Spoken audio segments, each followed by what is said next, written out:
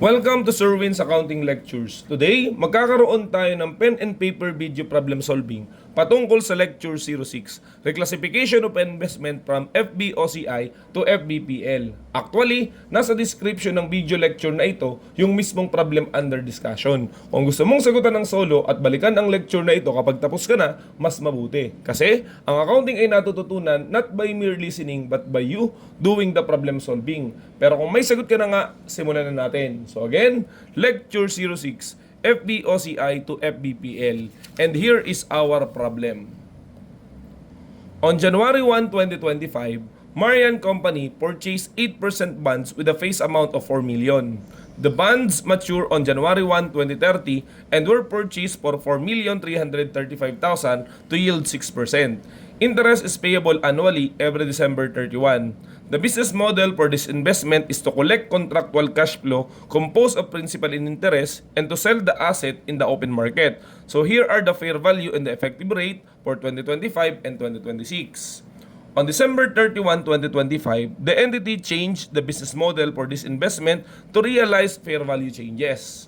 On January 1, 2026, the fair value of the bonds did not change. So questions, what is the interest income for 2025? What amount of unrealized loss is recognized in OCI for 2025? What is the interest income for 2026? What total amount is included in profit or loss for 2026 as a result of the reclassification? And also, prepare journal entries for 2025 and 2026.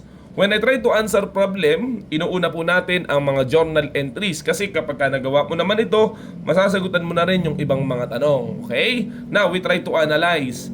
Ano ba ang nangyari noong January 1, 2025? Hindi ba nag-invest sila sa bonds at that investment and they choose the business model to collect contractual cash flow and to sell the asset in the open market?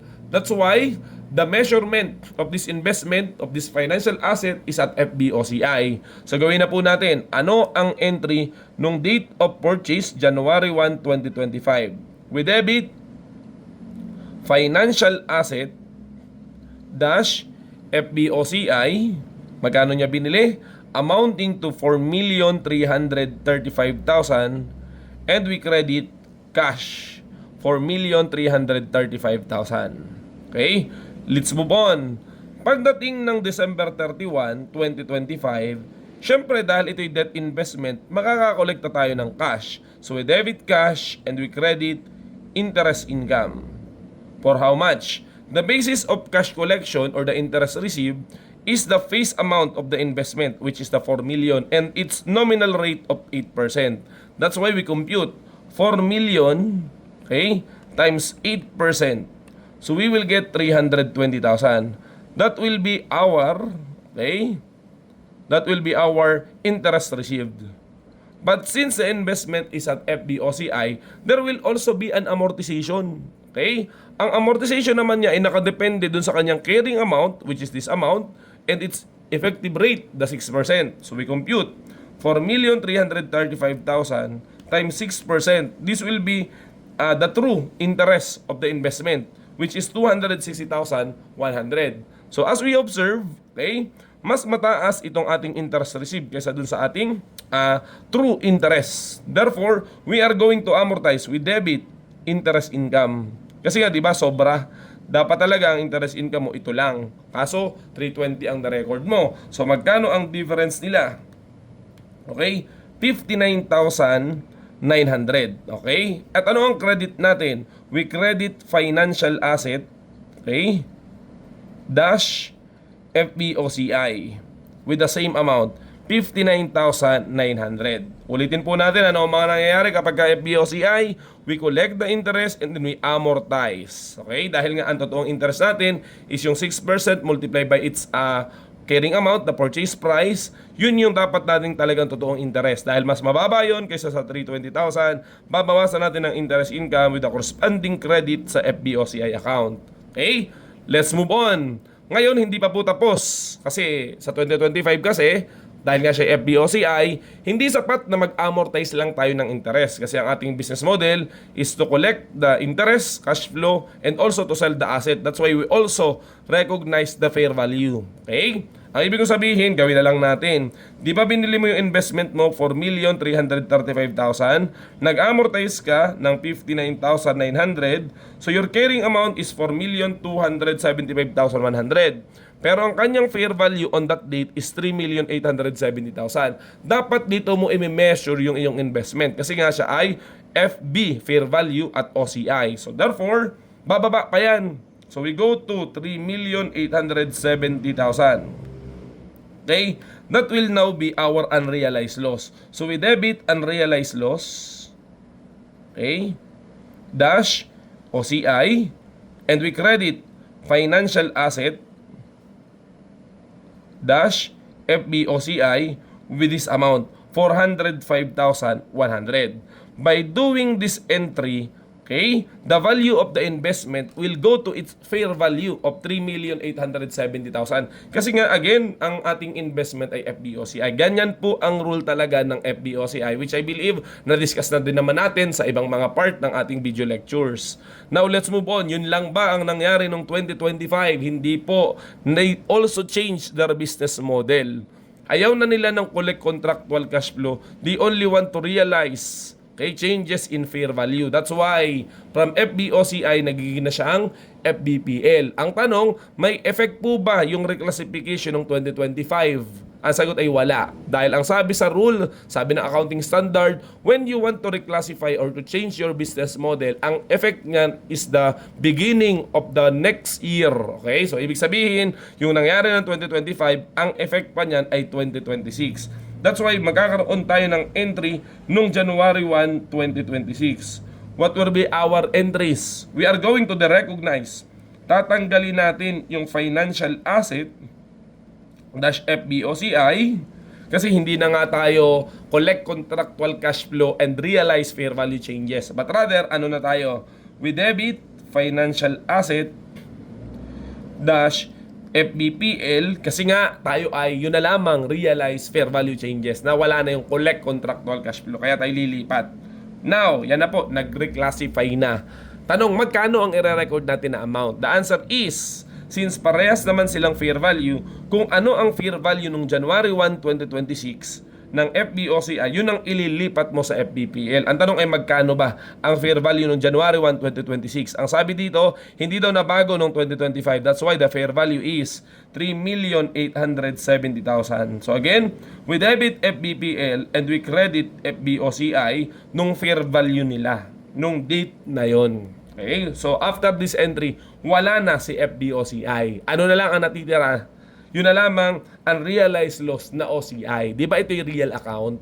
At ano ang rule? Kapag nawala na yung principal, yung kanyang unrealized loss, kinakailangan na rin mawala. Kaya nawala na si FVOCI, so kailangan na rin tanggalin si unrealized loss. So we also credit unrealized loss dash OCI amounting to 405,100 kasi kailangan niyang mawala. Saan siya pupunta? Dahil lumipat tayo sa FVPL, we are going to debit unrealized loss dash, okay, profit or loss amounting to 405,100.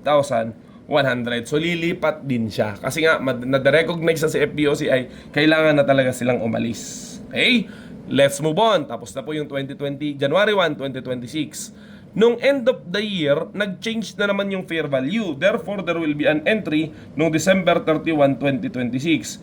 And what is that? Pansinin natin, si FVPL ay na-recognize at 3,870,000, naging ng 3,615,000. Bumaba na naman ang value, so therefore we debit unrealized loss dash profit or loss, and we credit financial asset, okay, dash FVPL, okay, amounting to the difference of the two. 3,870,000 bumaba at naging 3,615,000. Therefore, there is a loss of 255,000. Okay? So, yun na po yun. Ayan. Wala na tayong amortization, wala tayong pakialam sa effective rate because the investment is now measured at FVPL. May pakialam pa tayo kung meron man, siguro ay dun sa cash collection, dun sa interest natin. So we still going to debit cash and credit interest income amounting to 320,000. Bakit? This is a debt investment. Pag debt investment, lagi tayong mayroong cash collection dun sa kanyang face amount, di ba? Multiply by the nominal rate. Okay, I believe tapos na po yung entries for this problem. So we now try to answer the remaining questions. So number 1, how much is the interest income for 2025? I believe that is the 320,000 minus 59,500. Yung kanina, yung ating nakwenta na yield rate multiplied by the carrying amount of 260,000, okay, 100. We answer, how much is the amount of unrealized loss for OCI in 2025? I believe nasagot na din po natin yung kanina, that is 405,100, yung change dun sa fair value. Number 3, how much is the interest income for 2026? The answer is 320,000. Kasi nga, wala na tayong pakialam sa effective rate. The interest income will be based on the face amount and the nominal rate. Number 4, how much is the total, okay, profit or loss as a result of reclassification? Okay? Kapag kayong result lang ng reclassification, the answer would be 405,100. Okay? Kasi nga, di ba? Yun na yun, oh, di ba? Nung date na yun, yun yung sagot sa date of reclassification. Pero kung ang tinatanong is total loss, let's say total loss ang itanong, okay? The total loss would be 405,100, okay? Dito natin ilagay, 405,100, yung loss ng January 1 because of reclassification, and also yung loss ng December 31, not because of reclassification, but rather because of changes in fair value. So we add 255,000, di ba? So the total loss would be 660,100. Pero again, okay, ang magiging sagot po sa number 4 ay hindi ito, but rather itong 405,100, kasi nga yun yung as a result of reclassification. Pag tinatanong lang, how much will be the total, okay, a loss because of this? 660,100. Kung total loss sa income statement, hindi pa rin yan yung sagot.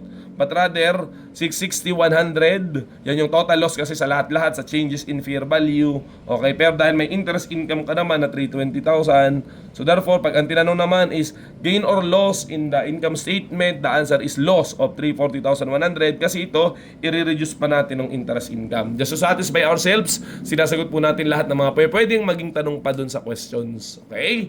So, yun lamang at maraming salamat.